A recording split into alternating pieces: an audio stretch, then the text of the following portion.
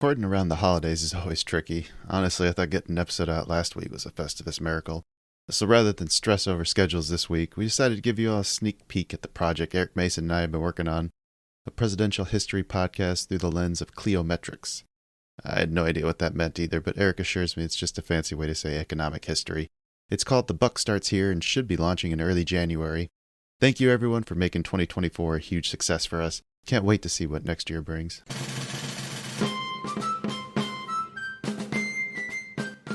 Welcome to The Buck Starts Here, the podcast that digs deep into the juicy stories, power plays, and wild twists that shape the presidencies of the United States.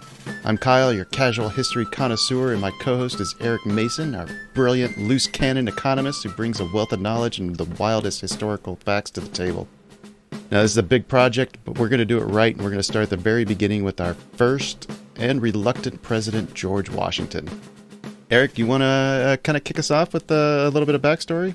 Oh, absolutely, Kyle. And when Kyle and I first started discussing this in Lara, it was about, there are millions of different history podcasts. There are a million different really, really good narrators and orators who can walk you through the history of the presidents, all right? It's a very rich field. It's good that we know about these men who led our country. I think we're going to a little different, is that we're going to be applying not just historical stories, not just the funny stuff or joke around a lot, because it is interesting. We're applying something called cliometrics, and that's when you mix in a little economics with your history. So we're not just going to look at what happened. We're going to use economics to understand why those decisions were made, and we're going to laugh about it a little bit because American history is wild, and we're going to have a lot of fun. We're going to try and do pretty much every president up until the year 2000. Hopefully you'll stick along that journey with us. We're going to go off on tangents. We're going to talk about John Hancock. I'm still petitioning Kyle to let me do Jefferson Davis, because I think... I've already wrote it in. Okay, we're doing that. Because I don't think most Americans know that the president of the Confederate States of America became an insurance salesman after the war was over. I think that's ripe with jokes. We're going to have guests along the way. Kyle has already arranged for our dear Canadian friend to join us to awkwardly talk about the time the Canadians burnt down the White House. And we're going to have some great guests, I think, along the way, too. Yep. Kyle, anything... What did I miss?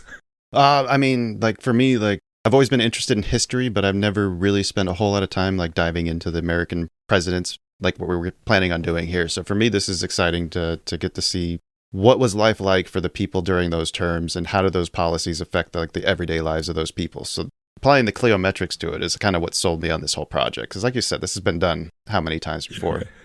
But then you throw in the flavor of some of the stories that you're going to be telling, and I've seen a sneak peek of a couple of them, and I think you're going to blow some minds.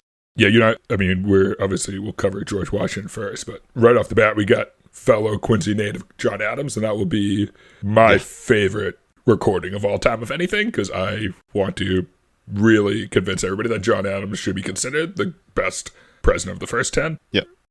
And then we'll follow that up with the worst of the first 10. Yes, somebody Eric is not. History's not a huge fan of. As Kyle said, we're doing this right. We're doing our research and our homework, but we are going to start with a prepared response. Otherwise, it's going to be mostly off the cuff. Yes. This is the most professional this podcast will ever sound.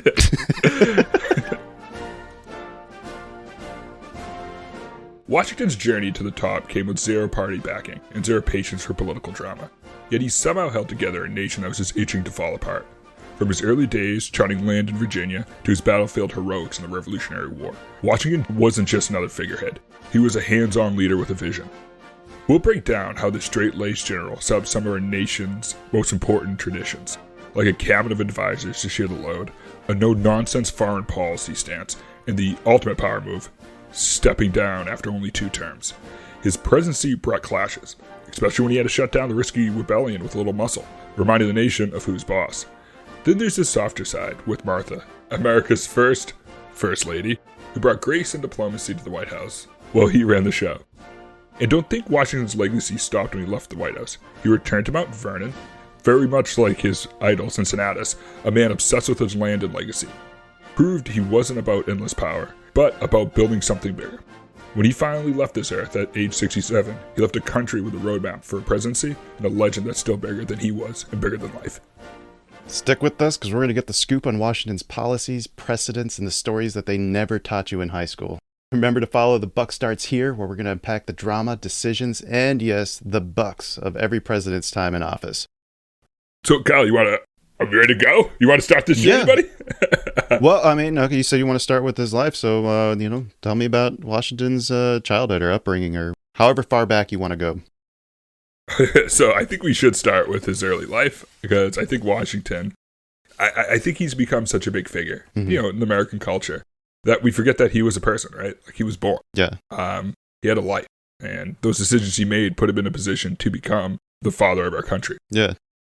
Yeah, so George Washington was born in 1732, which by the time of the Revolution, it pretty much made, him and Franklin being kind of the oldest guys in the room. One of the weird parts about the American Revolution is we tend to think it was old people doing it.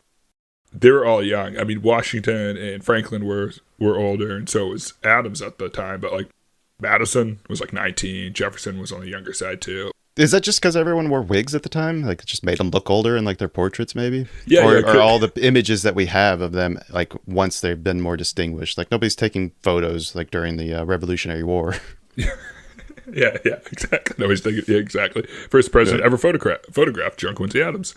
But, exactly. So it was that a lot of the ways we look at the past at that time point would just naturally associate them with being older, right? I mean, the powdered wigs, syphilis isn't running around anymore, so people aren't wearing powdered wigs.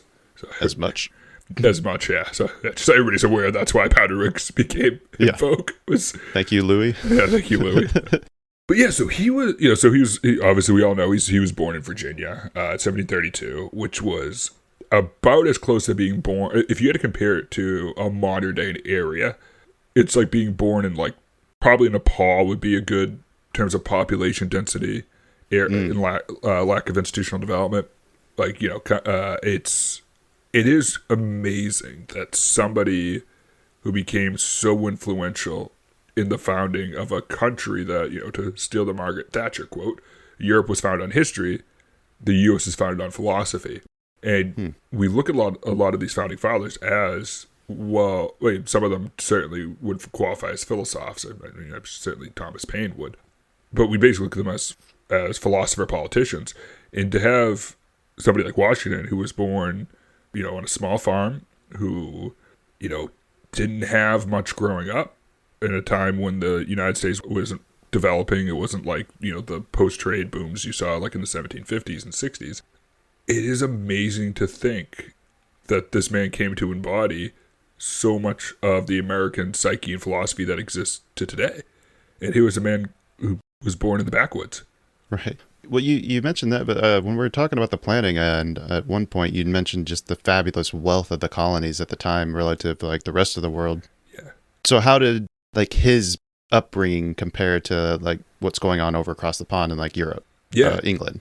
Yeah, I mean, right. I mean, yeah, he probably would prefer, if you had to choose, to live in London in the 1730s and 40s or live in Virginia. He'd probably pick Virginia just because of the lack of disease and pollution. It is important to note there was still a lot of wealth in the colonies, but that was mostly concentrated in New England. Okay. Yeah, it was a lot of trading. You had the triangle trade. Obviously, we have to be honest with our history, right? The triangle trade was largely supported slavery in the Caribbean, and George Washington had his family owned slaves, and he had slaves most of his life. That's obviously a much more serious and different discussion. I think kind of the lighthearted history survey that this show will be, but we're still going to ding him for that. Yeah, right. We're still going to acknowledge it, because as much as we just want to give people a good product where they talk about, make some economics in with their history and talk about the presidents, there's still things that happened and they have to be acknowledged. Otherwise, you're bound to repeat your past, right? Mm-hmm. But he wasn't from this elite Virginia family. Now, if you were an elite Virginian at that time, you lived a good life. You probably didn't have access to the array of goods that, say, a nobleman living in England or France did at the time. But you were living way better than the average average person in England. Mm-hmm. So, funny thing, a lot of this time period in history is really funny, because it's about as far back as we can go with records that can be used for data analysis. Use 1790s, kind of the lower end. Right. One of the ways we know people existed is because of their credit at stores. So like, oh, that makes sense. So there's many founding fathers who will be like, we'll have records of them, especially like not like the huge founding fathers like the Adamses and the Washingtons and the Jeffersons, but like that tier right below them. And we're like, oh, we want to know more about their lives. So we'll read up on like the local town store. We'll go look for their records. And they'll be like, oh, there's like 2 different women buying lingerie on this dude's credit card, this dude's line of credit. He wasn't married. And it's like, good to know that still existed. Yeah. I just like that this dude like. But yeah, it is absolutely fascinating. I mean, that he had such little formal education too. There wasn't this. Horace Mann didn't exist yet. Francis Parker wasn't around yet. There wasn't this standardization of education that would come to define the Western world, within 100 years. But it is funny because Washington had, Kyle, you probably know the story, but the story is Cincinnatus. He was a Roman citizen, Roman general, who was a farmer.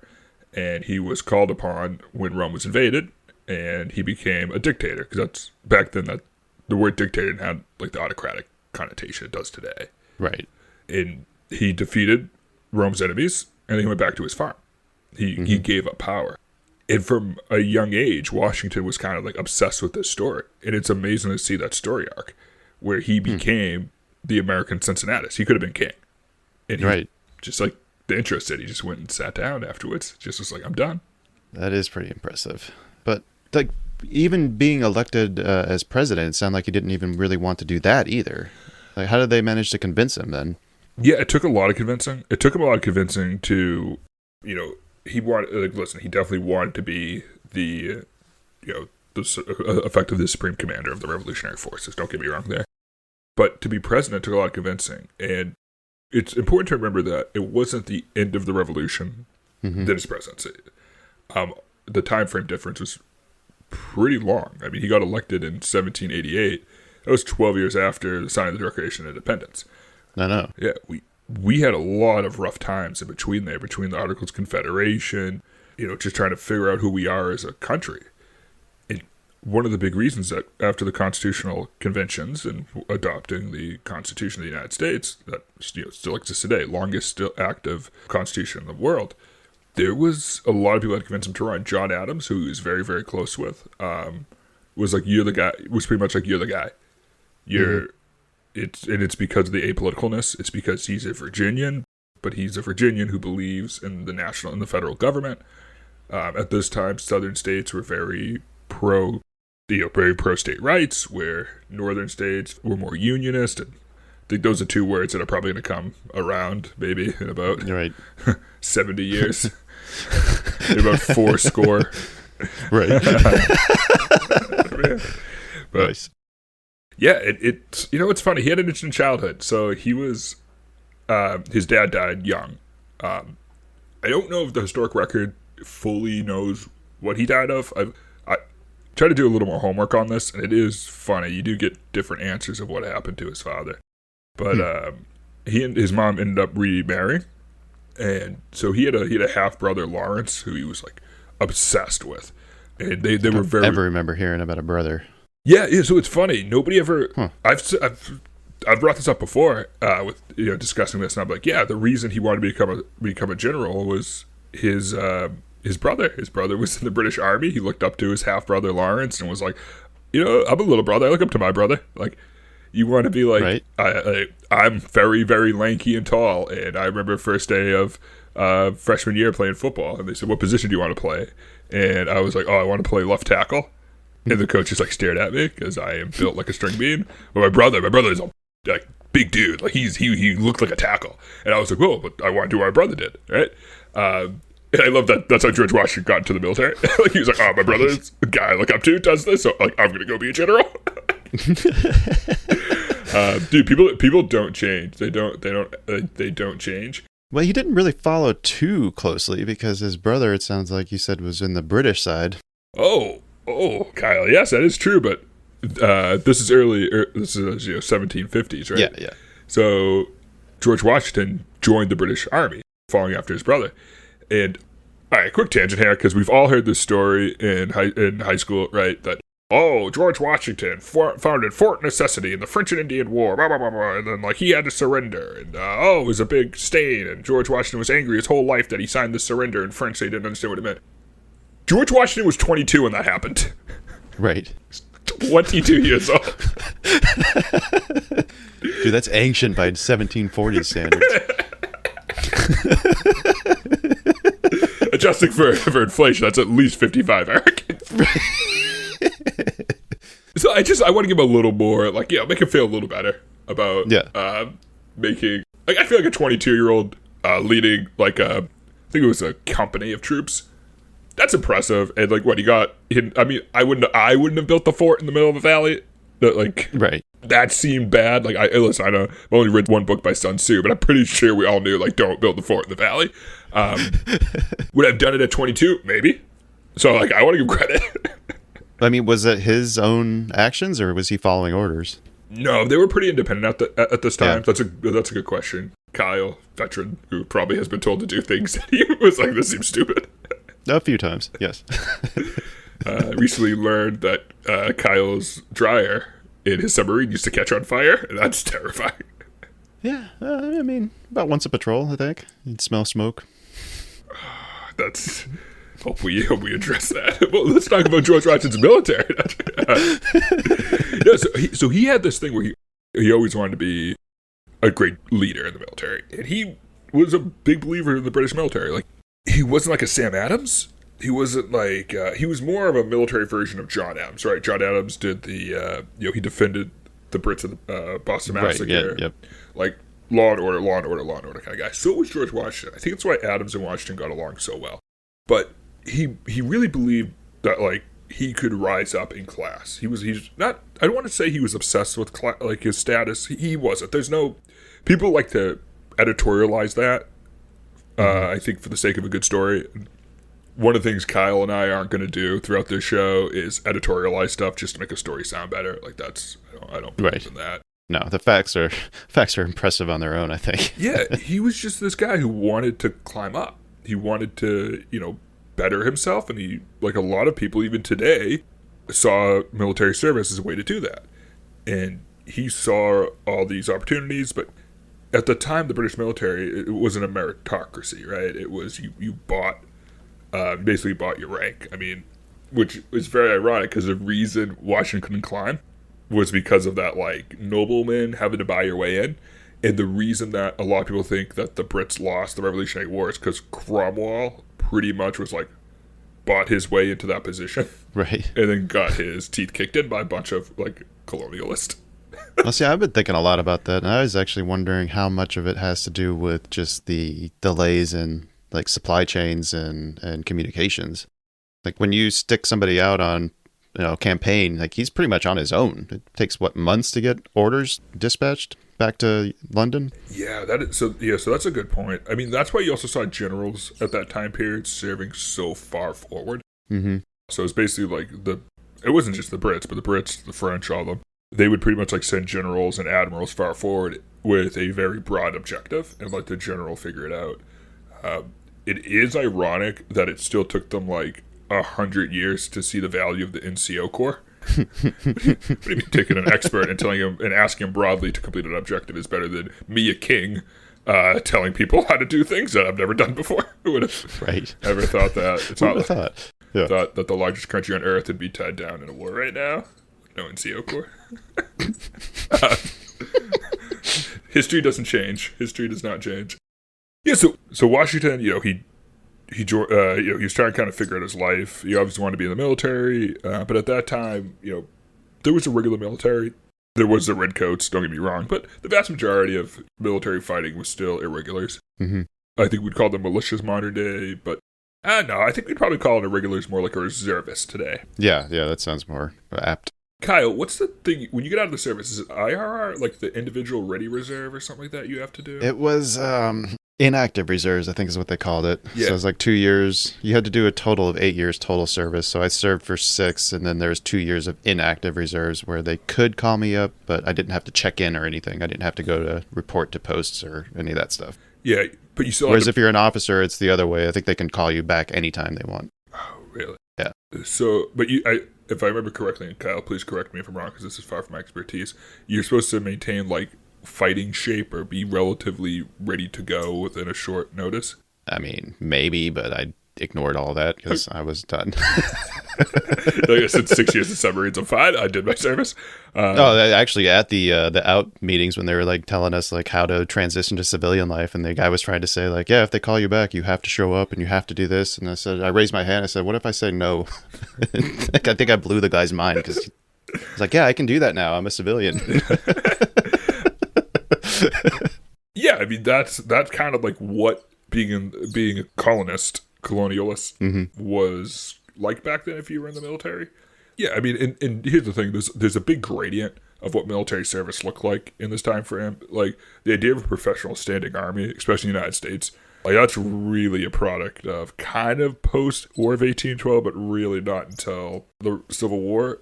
Then we fought the idea of a standing professional military all the way up to World War II. Yeah. When World War I started, the U.S. had a military that was about the size of Portugal's military. No kidding. So in 100 years, we went from the 19th, 20th, 21st, that range, largest military, to the absolute unstoppable force that exists today. Like we went from no power projection to blinding light of projection of power in 100 years. We kind of like World War II ended and we were like, no, we're not doing this again. And that's what the Brits' strategy was too at this time frame. Like there wasn't really, we didn't see additional parity to the Brits until post-Revolutionary War, really until, we didn't really see it until the Napoleonic Wars. And it wasn't necessarily. What do you mean by parity? Like our forces could match theirs, you mean? Yeah, and I'm counting the U.S., I'm counting early George Washington's life as him still being a British citizen, is that the Brits basically said, we're going to have the most dominant navy on Earth. Yep. And if you want to attack us, you have to come here. Yeah. And we're going to have the most dominant navy on Earth, and you're going to have to come to us, which isn't really too far from what the U.S. does now. Yeah, just on a bigger scale. Yeah. Kyle, I'm very curious about how you'd get called back up, given what your job was. Like, what war is breaking out with it? Like, we need more nuclear, we need more boomers up. If that happens, then I'm probably not worried. Yeah, you probably, it's a win-win for you. Yeah, it's like, you know what? I'm just going to go watch the sunrise. The multiple suns rise. Yeah. So that's probably very appealing if you think of somebody like George Washington, like somebody who grew up, in Virginia on a small plantation, and then ended up having, his father passed away. The historical record's a little loose on how Washington was with his stepfather. It doesn't say there's anything horrible that historians really make of note, but still probably horrible for a kid, right? That's not people are still people, right? I don't care if it's 1730. In the 1700s, I'd imagine it'd be even worse. Right? Like, because you're so reliant on your father. Right. Plus all the inheritances and everything that you're probably not going to get because he's going to care more about his firstborn. Yeah. So he didn't have this like easy childhood. He wasn't the way a king was brought up. I mean, I don't think if you asked George Washington, he was 20 or 30 years old. What do you think you're going to be in? How do you think your legacy is going to be remembered? Do you think there's going to be a state named after you? Like a state in a DC? Right. That, it is fascinating to think these were people. These were actual people. But yeah, so he joins the military. He has this allure of climbing the ranks and this meritocratic view of I'm going to become, this gentleman officer, and that's going to be my life, yada, yada, all that stuff. Obviously, life doesn't go to plan, right? So even though he had limited formal education, he ends up becoming a surveyor, which back in that day, being the surveyor for your local community was a huge deal. Mm-hmm. They had huge economic influence, and they had to be honest, right? There was a lot of surveyors, not just in the United States, or what would become the United States, not just in Britain, all over the world, who exploited their roles. They took bribes, they, measured wrong to take advantage of things. They had knowledge of land deals coming up and were trying to exploit that for their own gain. Washington was notoriously straight-laced, like almost comically straight-laced. So I cannot tell a lie, the cherry cheese story, it actually has kind of representative of his values. Yeah. I don't think he cut down a cherry tree. By the way, I don't know who lets a little kid play with axes. That was also always a weird part of the story. 1740s, dude. 1740s. Good counterpoint, Kyle. I will retreat on that one. But Yeah, so he was a super super honest guy, and it's very funny because I think nowadays, I mean, we all, we probably, anybody who's bought a house had hired a surveyor. We view it as the most like mundane thing in the world. Like you're just, oh, you hired this professional to do it. The idea that your surveyor is like part of your, so surveyors are part of the local government. Like the idea that your surveyor would be like a judge is so bizarre to us today. That we don't realize, like, oh, George Washington was a surveyor. Like he was a surveyor. Yeah, like that was a huge deal. And he practiced it honestly, and this is a time frame where there was no jurisdiction. It's not like there was a court you could appeal to say, like, oh, I think Washington measured my land wrong. So, yeah, so he goes through surveying, goes to the military, and after the French and Indian War, or the 7 Years' War ended, I would make an argument the 7 Years' War was the First World War. It was fought. It's fought here against the Indians with the French involved, right? Yep. It was, there was some fighting in the Philippines. There was fighting in Europe. Like, it really consumed the whole world. And the order that was left afterwards is that it wasn't that the French were subdued in North America. I think sometimes that gets taught that way in school, and I think they just do that to make a nice little closed ending, like French and Indian War ended. Right. It's like, nah, there was still a lot of frontier pressure. We wouldn't see that really reside for almost 150 years after the French and Indian War. But it largely, from a French standpoint, what it really did is the New World became more of just an economic vessel than anything else. And on this, throughout George Washington, we're going to talk a lot about like the economics of land and some of the funny stories, like Georgia selling Alabama. Like that was just a thing that happened under what do you call it? Oh yeah, no, we'll get into that. I don't want to give too much away, but like, yeah, Georgia, just like a bunch of Georgia politicians in like the 1780s and 90s, and I think it was well into Washington's presidency, like, just started selling land in Alabama, which is part of Georgia at the time, to themselves. To themselves? Yeah, for like nothing. Oh, wow. It was a huge controversy. And like, we just like never talk about it in school or anything like that. It's very bizarre. I'm like, are we just not going to talk about the time Georgia tried to sell Alabama to Georgians? And that's why we have the SEC. The football conference, not the regulatory body. Yeah. No, so, I'm adding that to their the Part 4 agenda because I do want to get back into that. What, the SEC?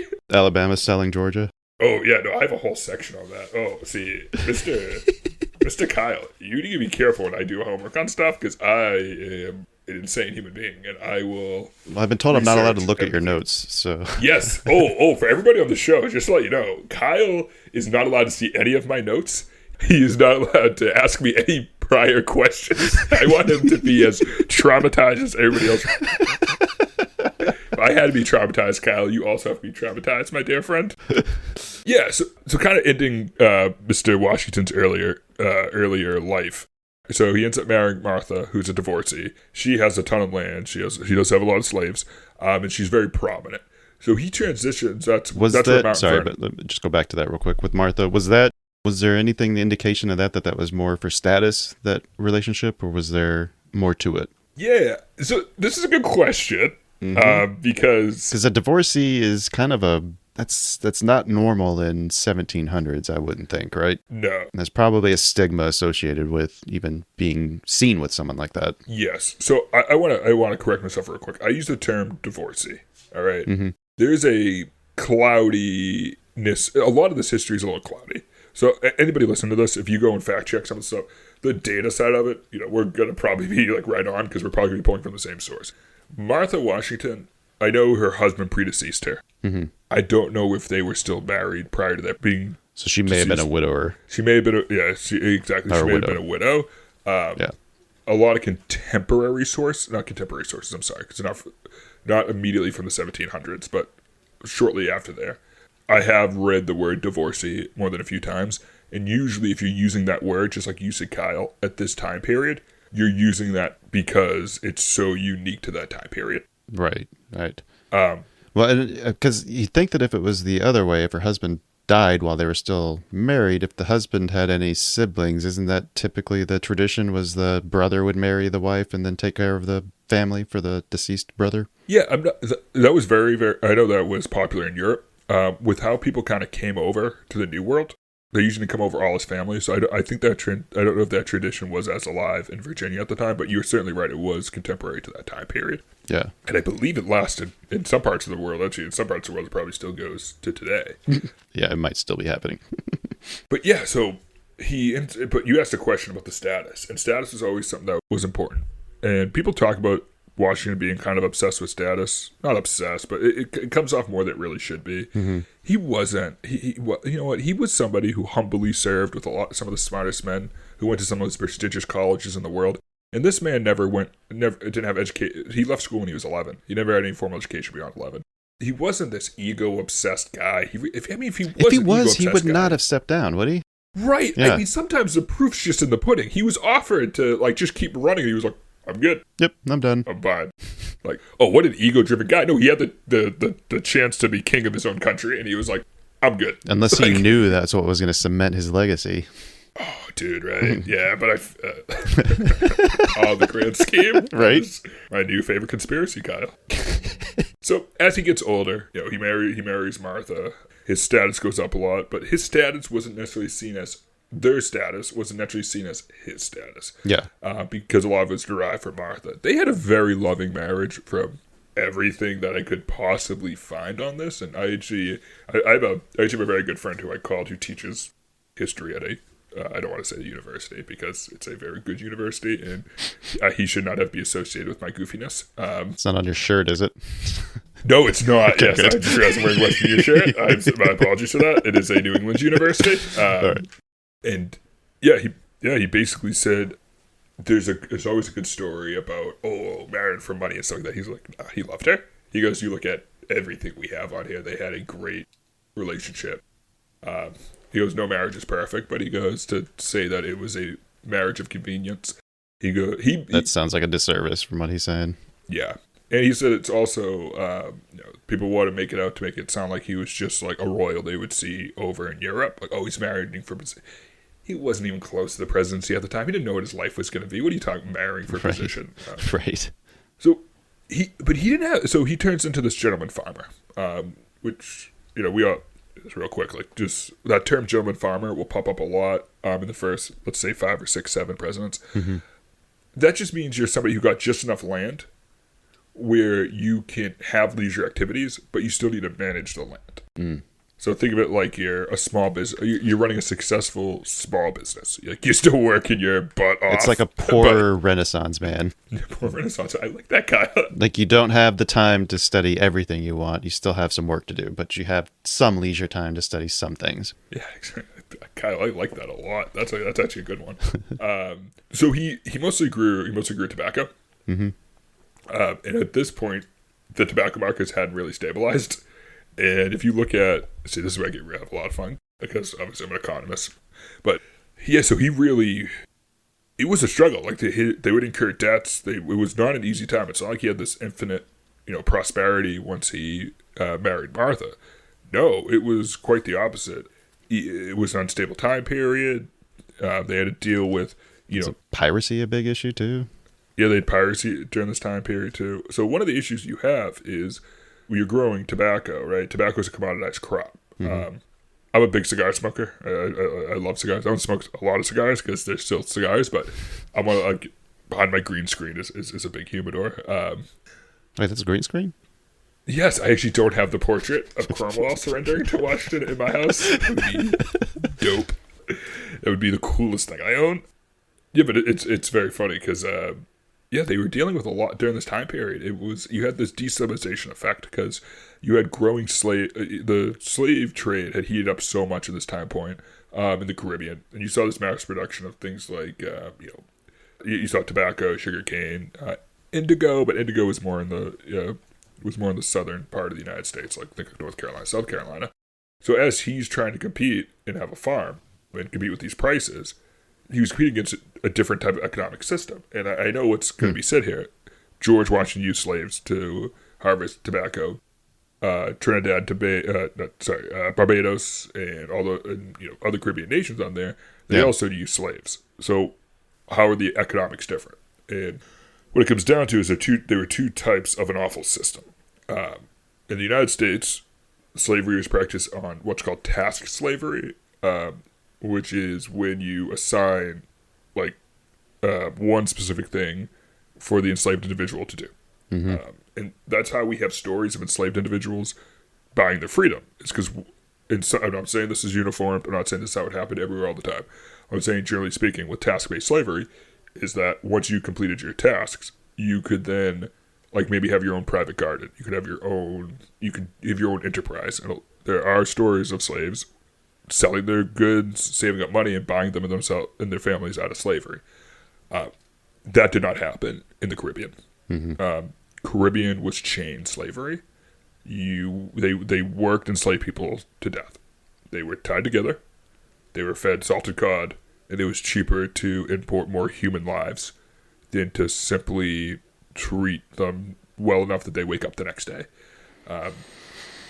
Horrific. Yeah. The country of Barbados, which is about the size of Maine, imported the same percentage of slaves from Africa as the entire United States did over the course of the slave trade until 1808.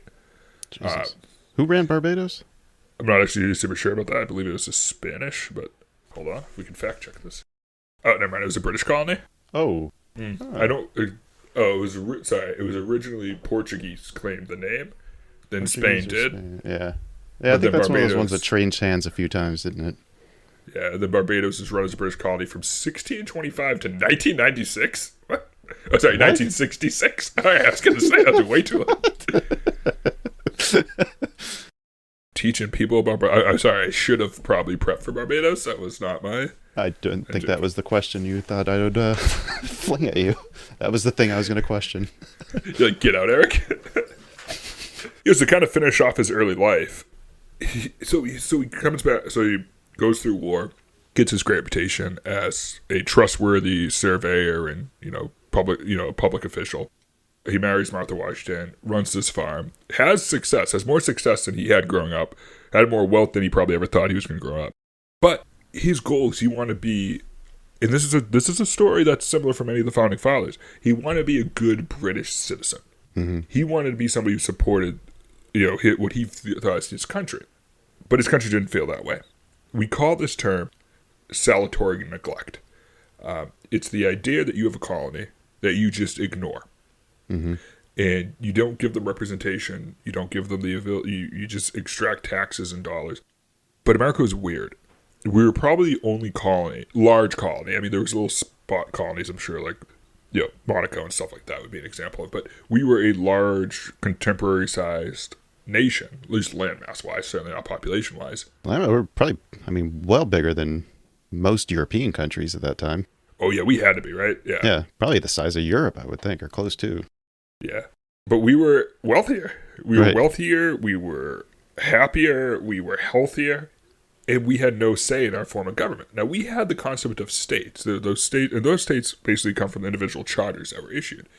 So we had kind of self-governance, and this worked great for decades. This worked great for a long time because the Brits would just tax us. They controlled the seas. We were the same country. We were countrymen. We're like, this is amazing for trade. Boston was the largest port in the entire world in terms of commerce flowing through it, which is crazy. Boston has 500,000 people today. It's not a big city. I can see Boston from my house. It's not big. It's not New York. Right. New York has 16 times as many people as Boston does. And you see all this wealth start gathering. And then you have the war. You have the French and Indian War, 7 Years' War, and it costs a ton of money. And the Brits were like, "Hey, real quick, you guys are benefiting a ton from all this naval protection we're giving you, and you have way more money than us. And we just fought a war to protect your interest on your. Nobody was invading England during the war, the 7 Years' War. Can you pay some taxes for us?" And we were like, "No, but can we have some representation?" And they were like, No, dude, we want to keep everything the same. We just want you to pay for all the money we spent defending your western lands.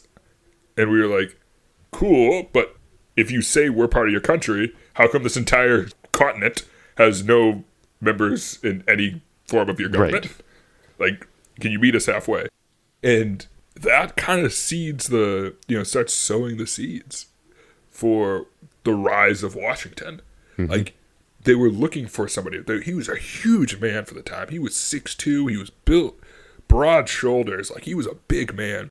Not only was he a big man, he was known to have an incredible presence. He was known to be slightly awkward, charismatic type, but intelligent, good listener. All these things that made him appealing to have in a room. And he was from Virginia. He was from one of the most wealthiest populated states in the middle, colonies in the middle. He harbored both national views and state views. And he kind of became the exact man needed for that moment. And we're going to continue to follow the rise of Washington, becoming the father of this country. But we're going to do that next week. So you got to subscribe. You got to stay tuned. We're going to leave you on a little bit of a cliffhanger. Yeah, so it probably is a good place to call it for part one. So as Eric said, join us next week. We'll start picking apart the policies that define Washington's presidential terms. But in the meantime, we do want to hear from you. So what do you make of Washington's character? Do you think he was a status hog, or do you think he married for love? Email us at chinashopproductions@gmail.com. You can also visit the website, thebuckstartsherepodcast.com, if you want to stay up to date. And we'll see you all next week. Longtime fans of the show should be familiar with the lender formerly known as Sue Pullen, and I'm pleased to announce that she's back, fresh off a rebrand and ready to help as Sue Mackey. Sue is a certified mortgage advisor at Fairway Independent Mortgage, an equal housing lender who focuses on finding the right product for you and your needs. She has over 20 years of experience helping thousands of homeowners. Whether it's purchasing, refinancing, or even a reverse mortgage, Sue will help. Sue's licensed in 36 states now, so reach out and let Sue Mackey it happen for you. The best way to reach her is just give her a call at 520-977-7904 or in an email, spullen@fairwaymc.com. Fairway Independent Mortgage has an MLS number of 2289. Sue Mackey has an MLS number of 206048. That email again, spullen@fairwaymc.com, and that phone number is 520-977-7904. Shoot Sue an email and let her know she needs to update that address.